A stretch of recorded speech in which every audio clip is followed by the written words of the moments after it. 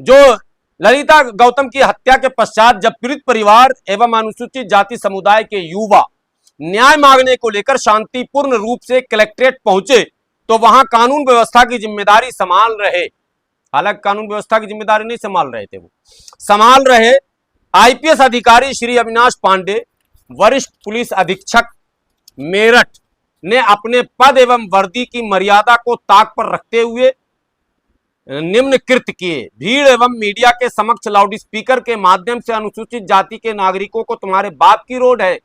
अच्छा, ये बात पूरे समाज में उनके आ गया।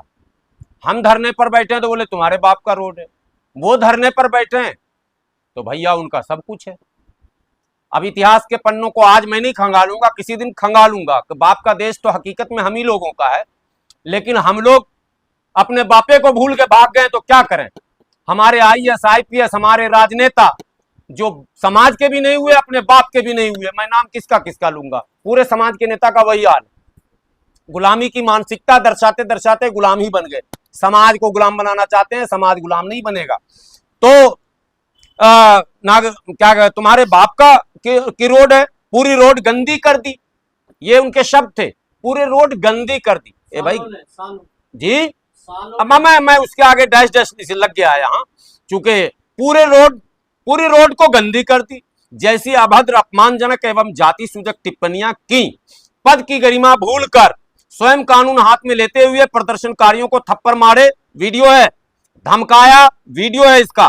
पुलिस अभिरक्षा में लिए गए एक निहत्थे युवक श्री रवि गौतम के साथ बंदी वाहन के अंदर, जो बहुत कम भारत में देखने को मिला होगा, अंग्रेज के लोग भी जिंदा होंगे तो हंस रहे होंगे कि जिस भारत को हम जैसा छोड़ के आए थे वैसा ही है अभी, के अंदर मारपीट, गाली गलौज एवं अमानवीय व्यवहार किया गया।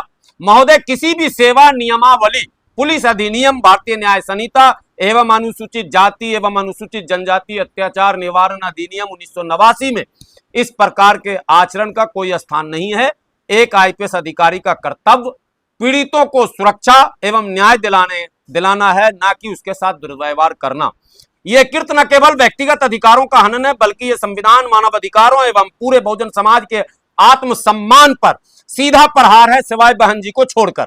यदि ऐसे आचरण पर मैं लिखता है तो मीनाक्षी जी ने लिखा, मैं लिखता तो ब्रैकेट में लिख देता बहन जी को छोड़कर, और साथ में लिख देता चिराग पासवान को छोड़कर, रामदास अठावले को छोड़कर, 10-20 नाम लिख देता, वो हाँ लिख देता मैं। हद है, पागलपन है, भूत है सवार हो गया, समाज का दर्द नहीं है। बिहार में पासवान जातियों के साथ हो रहा है, चिराग पासवान अपना चिराग जलाए हुए हैं यहाँ, और जिस दिन चिराग बुझेगा फिर जलाने वाला कोई मिलेगा नहीं। तो बल्कि पूरे संविधान, मानव अधिकारों एवं पूरे बहुजन समाज के आत्मसम्मान पर सीधा प्रहार है। यदि ऐसे आचरण पर रोक नहीं लगी तो इससे पुलिस प्रशासन का आम जन, विशेषकर कमजोर वर्गों के प्रति विश्वास कम होगा। ये बात मैंने कहा था, बहन मीनाक्षी जैन ने भी यही चीज लिखा। ये सच है, कड़वा है लेकिन सच है कि विश्वास कमजोर हो रहा, और ये किसी भी स्वतंत्र देश के लिए, खास करके जो राष्ट्र दुनिया में विश्व गुरु बनने का सपना देख रहा हो, उसके लिए तो कतई बेहतर नहीं है कि एक बड़े वर्ग का विश्वास सत्ता से, पुलिस से, प्रशासन से, न्याय प्रणाली से हटने लगे, कमजोर होने लगे। यह गंभीर चिंता का विषय है, इससे बचाना जरूरी है। चूंकि आईपीएस अधिकारी अखिल भारतीय सेवा के अंतर्गत आते हैं, अतः आपके सर्विस नियंत्रण पदाधिकारी ही एक तरह से वो गृह मंत्रालय के देखरेख में ही रहते हैं। ये अलग बात है कि वो राज्य सरकार का मामला है, लेकिन ये केंद्रीय सेवा है, इसलिए गृह मंत्री इस पर हस्तक्षेप कर सकते हैं।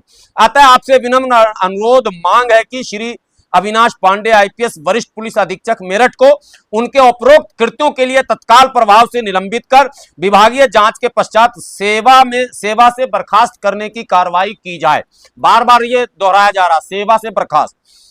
उक्त अधिकारी के विरुद्ध धारा 351, 115, 119 बीएनएस एवं अनुसूचित जाति एवं अनुसूचित जनजाति अधिनियम, अत्याचार निवारण अधिनियम 1989 के सुसंगत धाराओं के अंतर्गत आपराधिक मुकदमा दर्ज कर विधिक कार्रवाई सुनिश्चित की जाए, पीड़ित परिवार को उचित सुरक्षा एवं न्याय दिलाया जाए।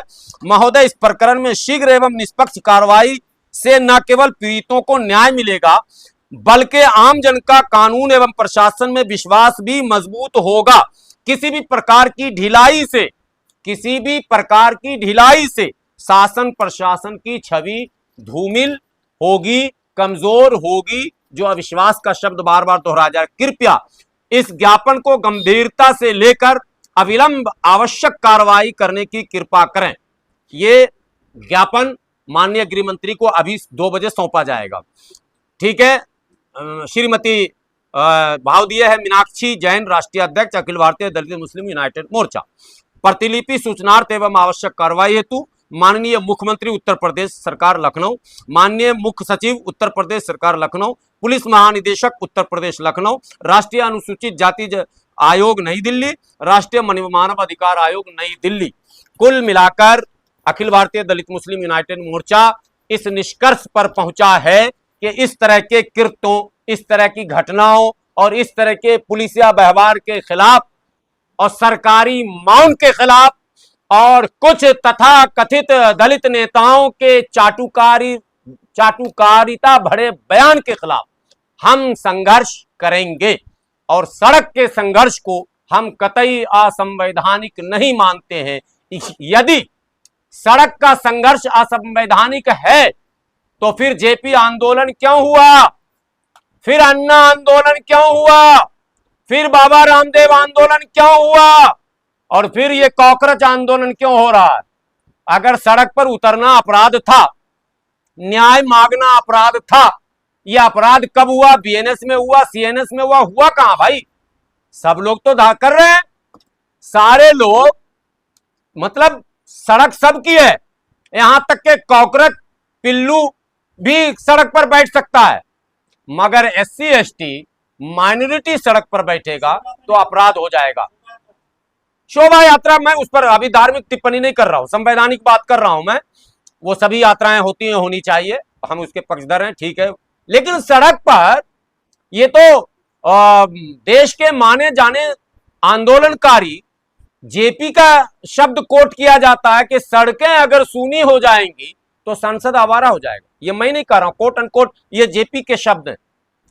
उसी सड़क को सूनी करने की साजिश की जा रही है फोर्सफुल्ली, लठ के जोर पर, ताकत पर, पुलिस की वर्दी दिखाकर। हम नहीं जा सकते सड़क पर, वो जा सकते। अन्ना जी सड़क पर महीनों बैठे रहे, केजरीवाल जी पूरा मोफलर चादर तक गद्दा रजाई के साथ बैठ गए महीनों। बाबा रामदेव कुर्ता पैजामा धोती तो था ही, सलवार समीज भी लेके गए, तो सब बैठ गए, हम नहीं बैठ सकते। इनका यूजीसी में अभी सब मामला हुआ था, सब सड़क पर यही नाच रहे थे। ये क्या, ये कौन सी मानसिकता है? सड़क गंदी कर दी तुमने, हम गंदे हैं? ये हजारों साल पुरानी उस गंदी मानसिकता, उस जातिवादी सोच और मनुवादी सोच का प्रतीक है जो भारतीय संविधान के खिलाफ है। संविधान में हम भारत के लोग हैं तो हम भारत के लोग ही रहेंगे। मैंने अपनी बात कह दी, बहन मीनाक्षी से कहूंगा कि वो अपनी बात आपके बीच रखेंगे।